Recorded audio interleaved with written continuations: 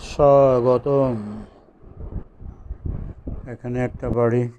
এই বাড়িতে একটা ছোট্ট পরিবার বাস করে।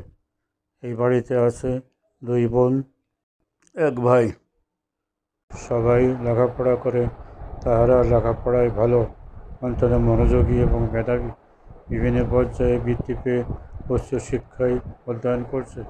তাদের আশা পড়াশোনা শেষ করে উচ্চপদস্থ সরকারি চাকরি করবে। পর্যায়ক্রমে সবাই বিসিএসের মাধ্যমে উচ্চপদস্থ সরকারি চাকরি পেয়ে যায়। তাদের মনের আশা পূরণ হয়।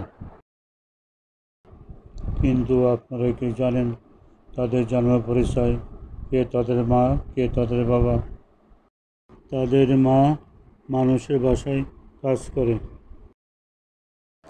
বাবা রাস্তায় রিক্সা চালায়। তাদের ছেলে মেয়ে সরকারি